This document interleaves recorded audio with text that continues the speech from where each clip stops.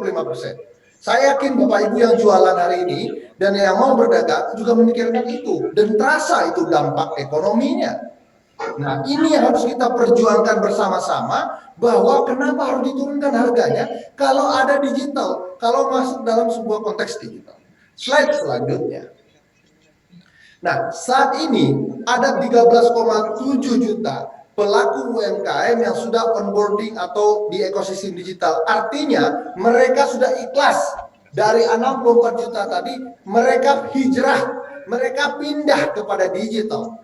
13,7 juta atau sekitar 21% sudah masuk yang namanya platform digital atau go online. Kita tentu berharap jangan 21% ini atau 13 juta saja. Bapak Ibu yang di dalam forum ini, ayo masuk ke sana. Orang mungkin diam-diam saja tiba-tiba ada yang jual, ada yang tiba-tiba menjual, tiba-tiba dibeli oleh platform digital lainnya. Kalau misalnya tidak bisa platform digital itu ditumpangkan, kita bisa numpang kepada misalnya kita sebut platformnya GoFood kah, GrabFood kah, Tokopedia kah, atau apapun bentuknya. Tapi inilah orang-orang yang dagang, tapi dengan syarat mereka pasti tentu mengambil untung walaupun sedikit. Itulah yang mereka lakukan. Seharusnya kalau kita bisa memaksimalkan lagi, kalau sudah besar, kita juga bisa bikin platform sendiri. Misalnya apa? Jualan sate apa, atau apa, dan terkenal semuanya. Manfaatkanlah peluang-peluang ini menjadi maksimal. Slide selanjutnya. Salah satu adaptasi yang digunakan oleh UMKM adalah pemanfaatan sosial media dalam hal pemasaran. Jangan sampai pengguna media sosial untuk meningkatkan kapasitas misalnya branding atau menjual online sudah tidak bisa kita hindari lagi. Sebab mayoritas penduduk Indonesia yang saya ceritakan di awal, kita tuh sudah terkoneksi Bapak Ibu. Jadi nggak ada yang lagi yang ditutupi. Artinya orang bisa pesan order UMKM dari daerah Banjarnegara atau dari manapun, bisa nyampe ke Padang, bisa nyampe ke Aceh. Kalau dulu orang nggak bisa membayangkan itu, kecuali kita kirim dulu barangnya baru dijual di Aceh atau di Padang ataupun di Medan. Hari ini tidak bisa seperti itu. Hari ini orang bisa pesan, besok dikirim pakai apakah itu JNE, titipan kilat atau apa, besok sudah sampai.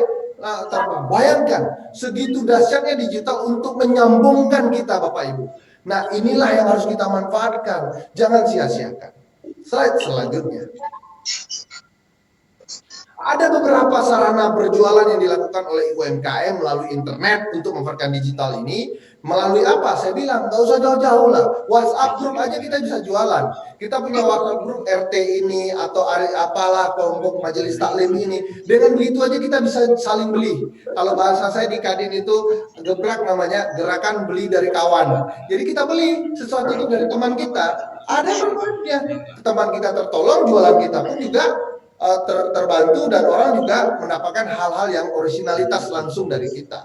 Nah, sekarang kita mengenal tren berjualan melalui e-commerce dan social e-commerce. Kita tahu itu.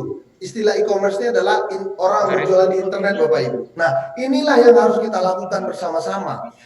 Di media sosial sekarang yang namanya Instagram itu Bapak Ibu, itu bukan kerjanya untuk liatin orang foto-fotonya saja. Sekarang benar-benar jualan Instagram itu. Coba cek, pasti banyak sekali promosi-promosi, video-video pendek untuk jualan. Karena mereka tahu itulah pasar ekonomi untuk melakukan misal orang perlu yang namanya promosi dan sebagainya. Begitu juga yang lain-lain. YouTube pasti ada iklannya sekarang. Kenapa? Inilah ekonomi digital, memanfaatkan potensi-potensi sehingga orang pada satu titik, orang menonton rame-rame di sana, ternyata orang menikmati, ternyata orang bisa jualan, transaksi, yang mungkin bisa dilakukan di pasar-pasar tradisional. Hari ini karena pasar tradisionalnya sepi, dibikinlah pasar baru, makanya pasar yang digital ini, makanya rame orang di sana jualan. Nah, sejauh hari ini, teman-teman Bapak Ibu semua, kira-kira sudah jualan belum di digital? Ini murah ongkosnya, karena kita hanya memasukkan barang saja, nanti ada yang menjualnya. Segitu canggihnya negara hari ini. Slide selanjutnya. Nah, slide selanjutnya. Ya, selain itu, kita lihat Bapak Ibu, di media sosial e-commerce hari ini. Juga saya sampaikan ada Instagram Live namanya. Instagram ini langsung, orang bisa jualan dagang. Kalau kita lihat di TV dulu ada tuh, TV yang khusus jualan gelang lah, jualan produk apa, Bapak Ibu belilah ini gelang. Biasa di televisi, hari ini tidak. Orang kira-kira bisa langsung, misalnya kita sebut merek Shopee Live, jam 10 nanti akan ada pasar diskon. Wah, jam 10 tuh ramai orang mengunjungi Shopee Live. Tiba-tiba disitulah transaksi UMKM dibeli seramai-ramainya ketika orang membutuhkan. Ibarat pasar, ada produk, ada pembeli. Semakin banyak pembeli, semakin banyak produk. Nah, dengan digital ini, semuanya bisa berkumpul seperti pasar dadakan. Ada namanya diskon besar-besaran di sana. Di digital itu dilakukan hari ini. Mengapa kita tidak memanfaatkan peluang ini? Capek-capek Pak Presiden bangun ini, didorong oleh Mas Taufik, di Komisi 1 dan Bakti Kominfo, akan sia-sia Bapak Ibu. Sedih kita. Akhirnya kita hanya jadi penikmat saja, tidak pernah menciptakan peluang ekonomi. Slide selanjutnya. Nih saya ambil data, dari data ini saya ambil dari East Ventures, ada salah satu capital market, dan kata datanya itu menyatakan bahwa beberapa provinsi yang belum mengoptimalkan penggunaan teknologi untuk ekonomi digital. Nah ini angka, ini apanya kecil-kecil ya, kecil-kecil sekali, mohon maaf. Kira-kira provinsi kita di mana? Kira-kira sudah memanfaatkan belum? Ya. Saya pikir Jawa Tengah sudah ini memanfaatkan, sudah mulai naik. Nah, alangkah indah kalau kita mimpin utama. Kenapa? Secara nasional, provinsi dengan peringkat rendah tidak terkonsentrasi di wilayah tertentu, tetapi tersebar merata di semua wilayah, kecuali Jawa ya. Hal ini juga mengindikasikan bahwa sebaran ketimpangan daya saing digital bukan terjadi antara wilayah barat dan timur Indonesia, tapi adalah antara kota besar dan kota kecil. Ketimpangan lebih terjadi antara wilayah di Jawa dan non-Jawa. Itu kenapa? Apakah infrastruktur digitalnya tidak bagus dan terbaik? Bukan. Tetapi karena apa? Karena keinginan untuk melakukan hijrah tadi dari tradisional masuk ke area digital. Slide selanjutnya. Nah, salah satu upaya pemerintah daerah misalnya di Jawa Tengah, ya kita tahu Pak Gubernur untuk mewujudkan ekonomi digital, ada namanya misalnya Lapak Ganjar. Nah, ini Pak Gubernur juga main di situ. Promosi produk UMKM Jawa Tengah melalui akun Instagramnya Pak Ganjar. Blangkon Jawa Tengah, bagaimana membentuk pasar baru untuk UMKM Jawa Tengah. Kemudian ada lagi pelatihan digital UMKM dan e-katalog lokal untuk pengadaan pemerintah. Semuanya sudah hampir rata-rata pemerintah memaksimalkan potensi digital. Nah, kita mengukur diri kita. Kira-kira kita masuk ke wilayah itu? Ternyata kita hanya diam, hanya pembeli saja, penikmat, tidak pernah menciptakan nama UMKM. Slide selanjutnya. Nah, sedangkan di pusat, Pak Presiden ada kampanye gerakan nasional bangga buatan Indonesia dengan tema kita beli, kita bela, kita beli. Bayangkan, yang diluncurkan oleh Kementerian Komunikasi dan Informatika. Nah, Kementerian Kominfo tentu mengajak masyarakat untuk mengutamakan produk buatan dalam negeri. Karena sedih Bapak Ibu, hari ini kita ngambil di pasar, misalnya kita sebut merek Tokopedia, tapi barangnya barang dari luar negeri semua yang dibeli. Barang dari China lah, dari Malaysia, dari mana. Kenapa kita tidak pernah melakukan dagang terhadap buatan negeri kita? Ini harus kita lakukan. Kenapa? Karena kita tidak paham memanfaatkan peluang ini atau seperti apa. Nah, tentu gerakan nasional ini yang bangga buatan Indonesia diresmikan langsung oleh Pak Presiden di Mei 2021 yang lalu.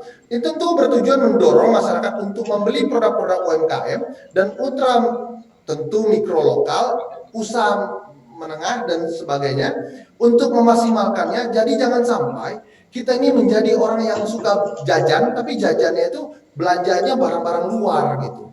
Ini kan sedih. Karena apa? Karena tidak ada yang mempromosikan barang produk-produknya di digital ini. Inilah peluang kita bersama Bapak Ibu. Jangan sia-siakan. Ini potensi yang sebut tadi Mas Taufik bilang ekonomi digital. Nanti secara praktis, nanti Mas Arief juga akan cerita. Saya yakin peluang-peluang ini tidak banyak yang memanfaatkan. Ya mohon maaf, jangan kaget kalau kita lihat Instagram. Tadi kan ada punya Instagram tuh. Ketika follow saya, Yuliana Darwis. Kemudian Bapak Ibu bisa kadang-kadang iseng saja buka, ternyata keluar makanan. Karena hobinya adalah membuka makanan. Maka Instagram itu mengantarkan kita begitu banyak makanan begitu. Apa hobinya? Buku. Akan ada yang jual buku. Begitulah algoritma istilahnya. Sistem mesin itu membaca hati dan pikiran kita. Mengalahkan orang tua, anak atau saudara kita yang nggak tahu hati kita. Tapi sosial media itu bisa membaca itu. Bayangkan. Inilah potensi-potensi yang harus kita maksimalkan. Janganlah kita pasrah menjadi ketika kondisi pandemi nggak mau jualan, akhirnya tutup sampai kapan? Sedangkan transformasi ini mempermudah kita berpromosi, berjualan, dan lebih jelas produk-produknya dibeli dan sebagainya. Mungkin itu gambaran yang boleh saya urai pada forum siang hari ini. Lebih lanjutnya kita bisa bersama pelintas pikiran. Kalau ada yang kurang jelas atau kurang sempurna, mari sama-sama kita diskusi untuk menyempurnakannya. Saya mohon maaf. Assalamualaikum warahmatullahi wabarakatuh. Waalaikumsalam warahmatullahi wabarakatuh. Terima kasih Bapak Ibu bagi para pelaku UMKM. Selanjutnya yaitu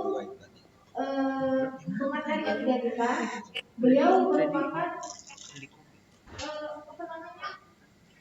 salah satu pengusaha atau orang yang terjun langsung di UMKM dan beliau sudah sukses di bidangnya. Beliau adalah Bapak Ari Santoso yang merupakan pelaku UMKM dari Banyuwangi. Halo Bung Ari. Halo, Assalamualaikum warahmatullahi wabarakatuh. Sebelumnya saya memperkenalkan dulu kita. Narasumber yang akan sharing pengalaman kali ini yaitu Bapak Ari Santoso. Beliau merupakan founder Banyuwangi. Selain itu, beliau merupakan founder dan CEO Epitatus Indonesia. Mungkin langsung saja, mungkin langsung saja Bapak Arif. Ya, sudah. Suara saya terdengar ya Pak ya? Dari sini ya. Oke, terima kasih banyak. Saya mulai. Assalamualaikum warahmatullahi wabarakatuh. Terima kasih banyak sebelumnya untuk acara yang luar biasa, keren luar biasa yang memberikan dampak kepada negeri ini. Terima kasih kurang dan tak lebihnya kepada Bakti Kominfo dan DPR RI Komisi 1. Acara yang sangat dibutuhkan oleh kita-kita di masyarakat kaum bawah, sharing yang luar biasa. Kita bisa tahu data-data secara real dari Bapak Taufik dan yang pasti juga semangat data luar biasa juga dari Pak Yelendri Darwis.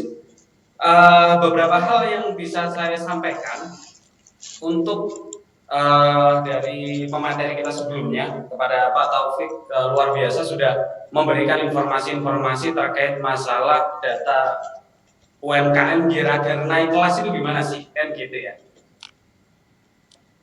Jadi naik kelas itu dari Pak Taufik sendiri tadi sudah memberikan catatan yang sangat luar biasa keren kalau menurut saya kayak gitu.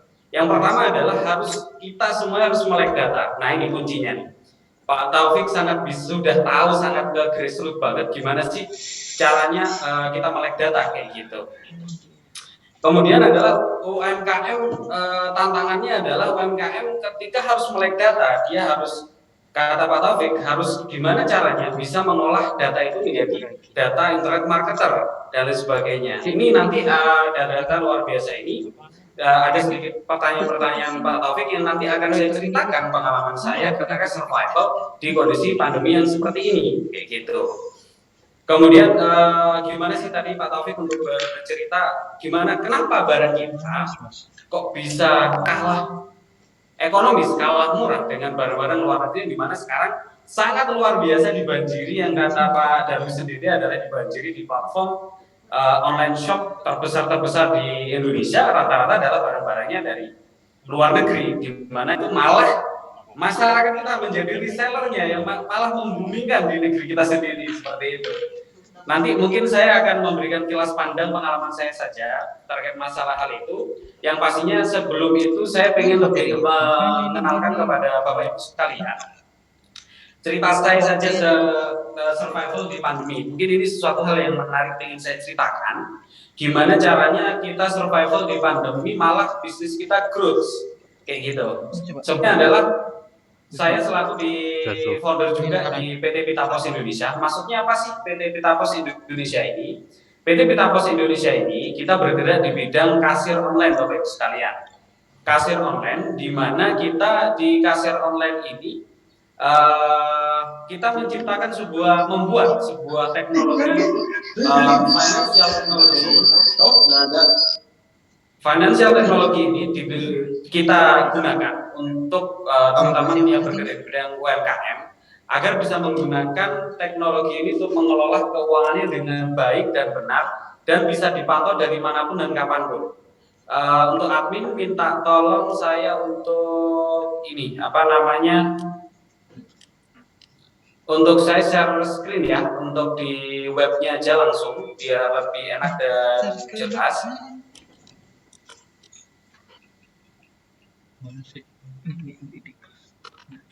Oke. Dia lebih share screen sendiri. Yuk. Nah, ini suara saya terdengar.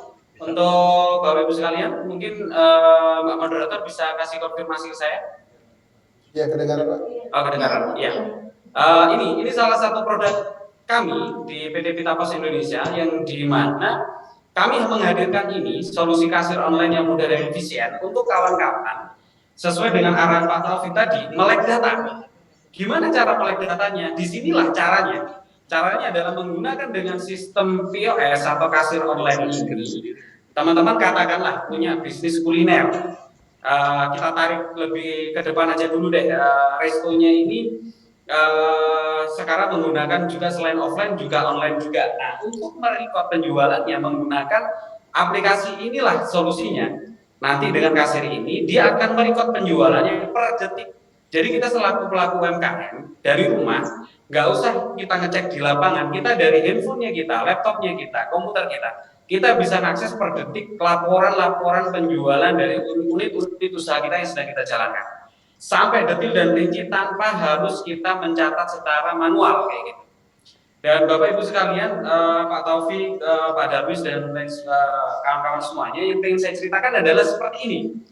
Dengan UMKM dengan kondisi udah pandemi seperti ini, market sudah shifting udah bergeraknya udah berbeda gitu kan. Yang dulunya tinggal seperti Pak Darwis tadi udah sampaikan, tinggal jualan di trotoar, jualan pinggir jalan. Pokoknya trafficnya ada. Di situ adalah lalu lalang orang berjualan. Udah jualan kita udah bisa laku, tapi di zaman sekarang udah beda lagi cara mainnya. Udah shifting, udah bergerak berbeda lagi dengan cara semua serba online. Dengan sudah gempuran serba online itu kita membutuhkan namanya alat-alat perang Bapak Ibu sekalian. Salah satu contohnya nanti sebelum kita membahas usaha apa yang kita jalankan, kita bahas senjata kita dulu. Senjatanya adalah ini kasir online ini yang kita pasang di unit usaha kita untuk mengelola apa sih sebenarnya? Mengelola semua data penjualan, mengelola semua transaksi kita, profitnya kita berapa, omset kita berapa, terlarisnya berapa dan lain sebagainya. Ini semuanya bisa kita kelola lewat dari aplikasi ini. Karena saya udah 4 tahun menggunakan dengan aplikasi yang kita besut ini di usaha saya di satunya kayak gitu. Nanti akan saya jelaskan gimana memulai menggunakan alat ini. Ke Bapak Ibu sekalian, dulunya saya itu menggerakkan di usaha kuliner itu mempunyai 3-4 cabang di mana di kota-kota berbeda. Tanpa dengan pengawasan sistem keuangan yang baik seperti ini, ternyata kita juga sangat luar biasa sulit kayak gitu. Sulit sehingga hadirnya Pita Pos ini sangat membantu kita mantau per detik itu penjualan dari toko ini, toko A, B, C itu kepantau semuanya. Data lead konsumen kita atau konsumen kita, katakanlah ini Pak Darwis membeli di usaha kuliner saya. Misalkan ini adalah usaha resto ayam geprek, misalkan gitu. Saya bisa melihat dengan alat ini Pak Darwis 1 bulan kunjungan ke resto saya berapa kali, yang sering dibeli apa saja, jam berapa, hari apa, saya tahu semuanya dengan aplikasi ini. Jadi untuk Bapak Ibu sekalian, monggo silakan dimanfaatkan betul aplikasi yang kita besut dari PT Pita Pos Indonesia untuk UMKM ini gratis. Ini saya share screen ini. Ada daftar gratis sekarang, silahkan dimanfaatkan, silahkan nanti dipakai di usahanya masing-masing untuk mengelola keuangannya biar gak jebol di kondisi pandemi yang seperti ini. Jadi seperti itu untuk pengenalan di kita untuk di produknya kasir online Pita Pos seperti itu Bapak Ibu sekalian. Nah sekarang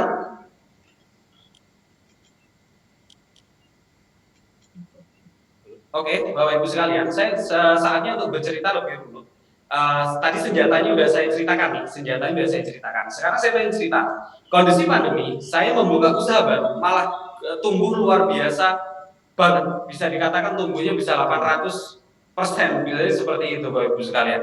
Gimana caranya? Saya memulai usaha ini, saya sebenarnya angle-nya sama, caranya sama aja, produknya sama aja. Saya langsung contoh aja. Produk yang saya jual itu adalah produk minuman kekinian, boba-boba seperti itu, Bapak Ibu sekalian. Saya mulai di kondisi awal pandemi. Saya mulai di awal pandemi membuka satu cabang. Kemudian sampai sekarang alhamdulillah sudah tumbuh di 8 cabang, belum ada 1 tahun, masih 9 bulan berjalan. Kayak gitu. Dan alhamdulillah ada 30 tim atau 30 karyawan yang sudah bekerja sama dengan kita. Ada sekitar 10 orang outsource yang di luarnya kita di kondisi pandemi. Alhamdulillah bisa memutar cukup ekonomi di orang sekitar seperti itu. Apa kiatnya ketika saya memulai usaha itu? Kiatnya adalah yang pertama adalah kita pahami dulu di kondisi pandemi seperti ini, market kita, orang yang kita juali, orang-orang sudah nggak berada di posisi yang normalnya, sekarang udah di normal yang baru. Orang-orang yang biasanya suka jalan-jalan, suka nongkrong, suka di tempat-tempat keramaian, pasar dan lain sebagainya, beliau sudah dibatasi dengan adanya pandemi seperti ini. Banyak aktivitasnya dilakukan di rumah, seperti seminar yang saat ini kita jalankan. Bapak Ibu sekalian, kita bisa menyaksikan dari rumah masing-masing. Dengan jumlah peserta yang ada 213, bisa dijalankan dari kamar, dari tempat usaha dan sebagainya, kita bisa bertemu secara virtual. Itu artinya pasar kita yang mau kita juali, orang yang mau membeli produk kita, itu udah ada bergeraknya berbeda. Udah ada di rumahnya masing-masing menggunakan platform sosial media yang sudah digaungkan sama Pak Taufik sama Pak Darwis tadi. Bahwasannya kita harus yang pertama itu adalah tadi tahu bahwasannya marketnya kita sudah go on. Makanya kita selaku pemilik usaha UMKM ataupun yang mau membuka usaha, melek dulu online-nya dulu, atau bisa kita spesifikkan adalah harus tahu namanya digital marketing. Kayak gitu saudara-saudara. Ketika produknya ada, kita tahu market kita adalah market online gitu. Ya kita belajar internet marketingnya. Setelah belajar internet marketingnya, kita tahu gimana cara mempromosikannya kepada marketing yang ada di rumah-rumah itu dengan cara yang tadi udah sangat luar biasa sama Pak Daru sendiri bilang bahwasanya cukup dengan WA kita itu sudah bisa. FB kita, Instagram kita, TikTok kita, YouTube kita sudah banyak sekali fasilitas untuk bisa mencapai itu.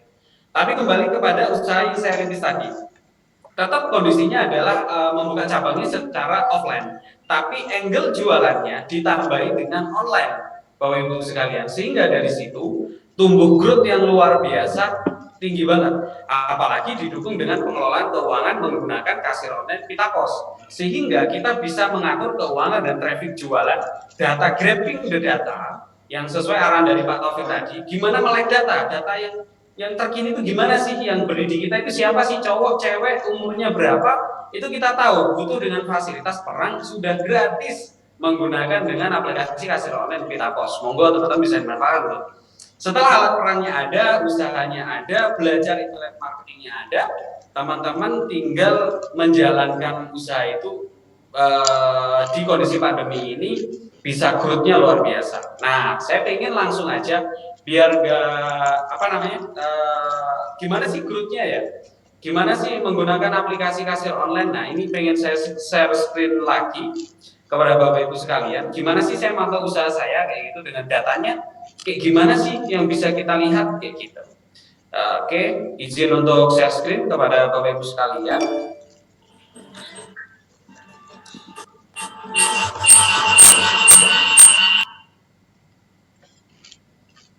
Oke, jadi seperti ini Bapak Ibu sekalian.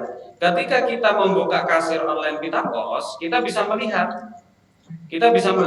bahwasannya untuk dari sisi penjualan mau tanggal berapa segala macam nanti kita akan keluar semua di sini Bapak Ibu sekalian, omsetnya berapa, totalnya berapa, dari sini nanti kita bisa melihat toko-toko kita yang kita kelola itu toko mana saja, cabangnya mana saja, nanti akan kelihatan semua Bapak Ibu sekalian, penjualannya berapa per jam, per hari, per produk itu Semuanya tanpa harus kita manual, udah otomatis dikerjakan sama sistem.